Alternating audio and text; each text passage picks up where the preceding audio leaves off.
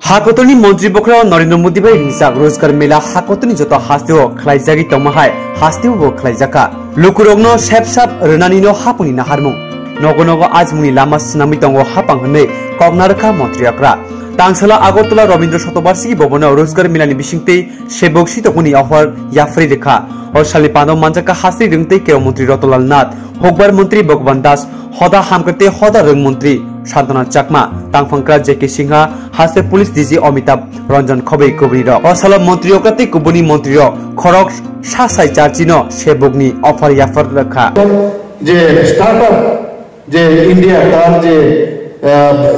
যে বিষয়গুলো আছে সেগুলো নিয়ে ওরা কাজ করছে এখানে অদ্ভুত সমস্ত ইনোভেটিভ আইডিয়া নিয়ে ওরা কাজ করছে রুজি রোজগারের যে চিন্তা ভাবনা সেটা করছে তো আপনারা কিছুদিন আগেও দেখেছেন কালকে মন কি বাতে প্রধানমন্ত্রী নরেন্দ্র মোদীজি বলছেন যে প্রাইভেট সেক্টরে এখন রকেট বানানো উনি পারমিশন দিয়েছেন স্পেস সেক্টরে পারমিশন দিয়েছেন এবং এত সুন্দর সুন্দর রকেট তৈরি করছে যেটা ইনোভেটিভ মানে গভর্নমেন্টের পক্ষে যেটা সম্ভব না অনেক চিন্তা ভাবনা করে বলেছেন এবং সেটা একদিকে সস্তা এবং তার যে ইনফ্রাস্ট্রাকচার ওই রকেটে অনেক উন্নত মানের তো যখনই সেটা প্রাইভেট সেক্টরের যদি উন্নতি হয় তবে আমাদের সমাজেরও উন্নতি হবে দেশেরও উন্নতি হবে সেই বিষয়ে আমরা কাজ করছি আমি যখনই আজকে আমরা প্রতি ঘরে সুশাসনের ব্যবস্থা আমরা যে অভিযান আমরা চালিয়েছি আপনারা সবাই জানেন যে এই সরকার কতটুকু মানুষের প্রতি দায়বদ্ধ তার একটা প্রমাণ মিলে আমাদের অনেকগুলো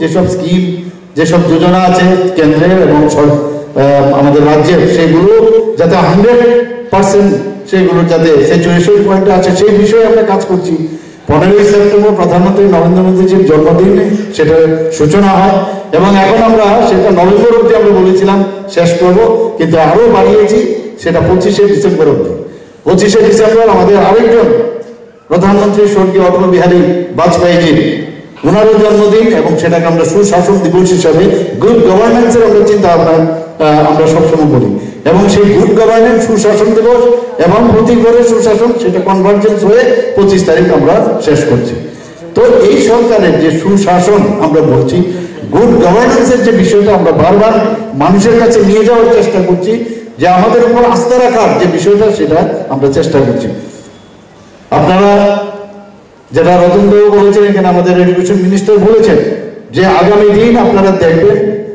যে 1 নম্বর গুজরাট মডেল আমাদের উইথ ডিউ রেসপেক্ট আমি বলছি যে 1 নম্বর ত্রিপুরা বানানোর যে চিন্তা ভাবনা আমরা করছি সেটা অবশ্যই আমরা করবো খালি আমাদের উপর খালি বিশ্বাস রাখতে হবে আরে আমাদের যদি মানুষের প্রতি আমরা দায়বদ্ধ থাকি মানুষের দুঃখ দুর্দশা নিয়ে আমরা যদি চলতে পারি আমি কিছুদিন আগেও একটা আমরা আমার সরকার একটা পোর্টাল আমরা অলরেডি সেট আপ করেছি সেখানে কি এই পোর্টালের উদ্দেশ্যটা কি এই ওয়েব পোর্টালের অর্থ হচ্ছে যে যেখানে সমস্যা হচ্ছে গ্রাম স্তর থেকে আরম্ভ করে আপনার সাব ডিভিশনাল লেভেল থেকে আরম্ভ করে ডিস্ট্রিক্ট স্টেট সব জায়গায় কোথাও কোনো রাস্তা খারাপ কোনো সেবাই আমাদের সংগঠন তো আমরা প্রতিটা মানুষের কাছে যেতে চাই আমরা চাই যে এক ঘরে খালি শুধু সবাই চাকরি পাবে সেরকম না প্রতি ঘরে যেন চাকরি সুবিধা হয় পাশাপাশি রোজগারের জন্য ব্যবস্থা হয় সেই ব্যবস্থা আপনারা দেখেছেন যেভাবে টিআরএলএম থেকে শুরু করে আজকে আমি আসার আগে এখানে গ্রামীণ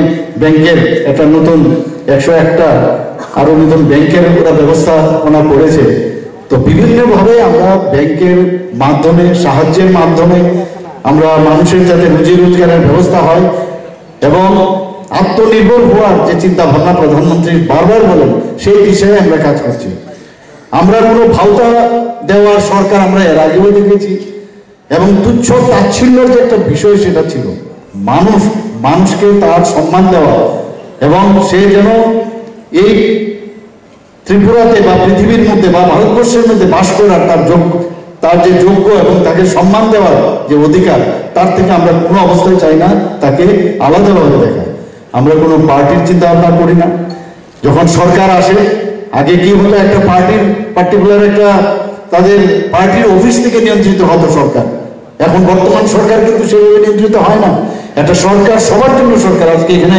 যাদেরকে অফার দেওয়া হলো যেভাবে ট্রান্সপারেন্সির মাধ্যমে অফার দেওয়া হয়েছে আপনারা জানেন যে টেটের মাধ্যমে এখানে যারা যারা পেয়েছেন ওদের ফ্যামিলি বা ওরা কোন পার্টি করে বা কোন রিলিজিয়নে বিশ্বাস করে, সেই দিকে আমাদের দেখা হয় না।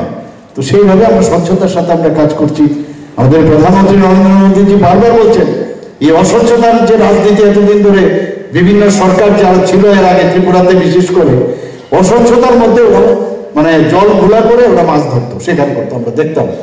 এবং তার আপনারা দেখেছেন আমরা এর মধ্যে আমাদের জেআরবিটি যে বিষয়টা, সেই বিষয়টা আমরা এরই মধ্যে আমরা ফল প্রকাশ করব। তো এখানেও আপনারা দেখবেন ট্রান্সপারেন্সির মাধ্যমে আমরা সেই জিনিসটা আমরা করছি। কোনো জায়গায় অস্বচ্ছতার কোনো কারণ নেই, কারোর মনে কোনো সন্দেহ বা অবকাশ নেই। এর আগে বলা হতো যে আমাদের ভগবানবাবু বলেছেন যে কি পদ্ধতিতে আগে চাকরি বা অন্য সংস্থানের ব্যবস্থা করতো। অন্য সংস্থান তো করতোই না, খালি চাকরি দিয়ে দিয়েই ওরা সরকার চালাতো। আর আমরা সব বিষয়ে চাই, আমরা পরিষ্কার বলছি যে আমরা সবাইকে চাকরি দিতে পারবো না। প্রধানমন্ত্রীজি বারবার বলছেন সবাইকে চাকরি দেওয়া সম্ভব নয়। এই যে এন্টারপ্রেনার বানানোর যে চিন্তা ভাবনা, আমাদের রতনবাবু বলেছেন যে এন্টারপ্রেনার হতে হবে আমাদের, প্রধানমন্ত্রী প্রায়শই বলে আমরা জব ক্রিয়েটর হবো, জব সিকার না। আমি কিছুদিন আগে এখানে রবীন্দ্র ভবনে আমি এসেছিলাম, ছোট ছোট যে মানুষ আগে বাঁচার তাগিদে ভাবছিল কিভাবে বাঁচবে, চাকরির কারণে রোজগারের জন্য ভাবে পেছনে ধরেনি। তো আজকে আমরা বেঁচে আছি। এখন আমাদের চেষ্টা হবে এই 2-2.5 বছর আমাদের যে সমস্যা হয়ে গেছে, আর্থিকভাবে আমাদের সমস্যা হয়েছে, সেগুলো কাভার করা। তো সেগুলো আমাদের অবশ্যই কাভার হবে। সময়টা নিশ্চয়ই আমাদের লস হয়েছে এবং সেটা মানে দ্রুত গতিতে আমাদের যে ডিজিপি রেট সব থেকে আমাদের বাড়ছে। আমাদের যারা এগ্রিকালচারের যারা কৃষকরা আছেন তাদের আয়ও দেখেছেন দ্বিগুণের আমরা লক্ষ্যমাত্রা রেখেছি, সেখানেও আমাদের প্রায় দ্বিগুণের মতো হচ্ছে। এসএইচজি গ্রুপের আমি আপনাদের কাছে পরিসংখ্যান এখানে দিচ্ছি। এখানে আমাদের মাননীয় মন্ত্রী মহোদয় বলেছেন যে SHG group big thing for us and it is successful in Tripura. আমি আপনাদের একটা এখানে ডাটা বলছি, 2017-18-তে এই নাম্বার অফ উইমেন যেটা ছিল সেটা ছিল 39,800, 3,000-4,000-এর মতো লোক ছিল। এখন আমাদের 9 গুণ বেড়েছে। আর এসএইচজি গ্রুপ যেটা 4,153 ছিল সেটা গিয়ে আমাদের এখানে 35,657 হয়েছে। দ্যাট মিন 9 টাইমস বেড়েছে। তো সেই আমাদের যে ক্যাপিটালাইজেশন ফান্ড যেটা রিভলভিং ফান্ড আমরা দিই, তখন 17-18-তে 32.67 করোড় ছিল। আর এখন আমরা কি দিয়েছি 347.61, অর্থাৎ 10 গুণ বেড়েছে। তো ব্যাংক লোন আগে 17-18-তে কত দিয়েছিল 4.96 করোড়, এখন কত দিয়েছে আমরা 560.36 করোড়, অর্থাৎ 11 টাইম। তো সেইভাবে এসএইচজি গ্রুপের মহিলাদের যে সশক্তিকরণ, যেখানে 33%-এর কথা আমাদের বলা হয়েছে, সেটা তো চাকরির দিকে। কিন্তু চাকরি দিয়ে সব সমস্যার সমাধান হবে না। কিন্তু এসএইচজি গ্রুপে আমি বিভিন্ন জায়গায় যখন যাই, বিভিন্ন মেলা আমাদের যে হচ্ছে, দে আর ভেরি হ্যাপি। কেউ মৎস্য চাষেতে, কেউ আছে শুকর পালনে আছে, গোটানিতে আছে, বিভিন্ন যে হাঁস পালনের মধ্যে যুক্ত আছে, দে আর অল হ্যাপি। তো সব দিকে আমাদের কাজ আমরা করে যাচ্ছি মানুষের কাছে পৌঁছানোর জন্য। আর প্রধানমন্ত্রী নরেন্দ্র মোদী যেহেতু মৌলিক চাহিদাগুলো পূরণ করে যাচ্ছেন, তো সেইভাবে আমরা কাজ করছি। আজকে যারা এখানে অফার পেয়েছেন বা আগামী দিন যারা অফার পাবেন, এবং যারা অন্যান্য ভাবে আমরা ব্যাংকের মাধ্যমে হোক, টিআরএলএম-এর মাধ্যমে হোক, আমাদের সরকারের মাধ্যমে হোক, আমরা চেষ্টা করছি স্বরোজগার হওয়ার জন্য, এবং সেই দিশায় আমরা কাজ করব। আমি আপনাদের আবার কথা দিচ্ছি যে ত্রিপুরা সরকারের কোনো রকম চাকরি নিয়ে এই যে নানা রকম তাল বাহানা, সেই নীতি নিয়ে আমরা চলবো না আগামী দিন। একদম ক্লিয়ার করে আমি বলে দিচ্ছি, অত্যন্ত স্বচ্ছতার সাথে আমরা কাজ করব।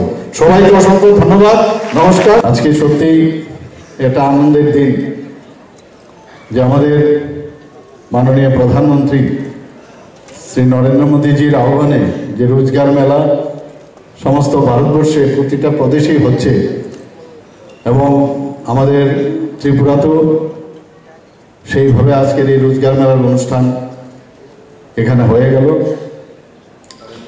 আপনারা দেখেছেন যে বিভিন্ন ডিপার্টমেন্ট থেকে যেভাবে আমরা চাকরির, মানুষের রোজগার ডাইরেক্টলি ইনডাইরেক্টলি যেভাবে দরকার সেইভাবে এখানে আমরা এই ব্যবস্থা আমরা এখানে করেছি, এবং তার একটা ঝলক মাত্র এখানে আপনারা দেখতে পেয়েছেন। আমরা প্রতিনিয়ত চেষ্টা করছি মানুষ সে রোজগারের যে আমাদের কমিটমেন্ট ছিল আমাদের এই সরকারের, সেই কমিটমেন্ট ছিল যে মানুষের প্রতিটা ঘরে যেন রোজগারের ব্যবস্থা আমরা করতে পারি, সেই ব্যবস্থা আমরা করছি। আমরা চাই না কোনো ঘরে বেরোজগার থাকুক। আমরা দেখেছি আগের যে পূর্বতন সরকার প্রায় 7 লক্ষর মতো বেরোজগার, আনএমপ্লয়মেন্ট আমরা সবসময় শুনতাম, তাতে রেখে গেছে।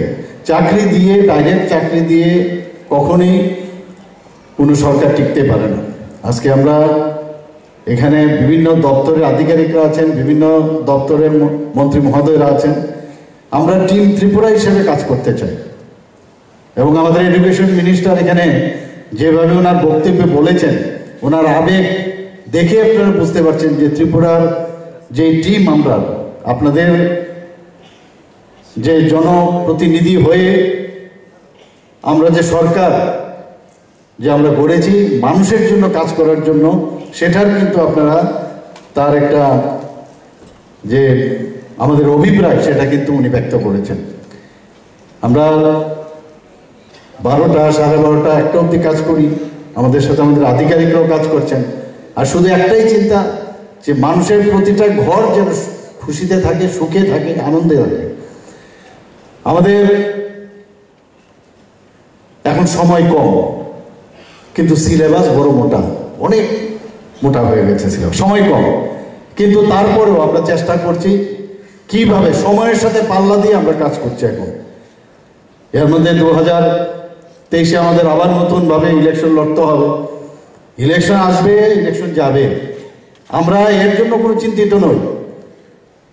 আমাদের যে সরকার এবং আমরা যে পার্টির থেকে বিলং করি, আমরা সবসময় বলি সেবাই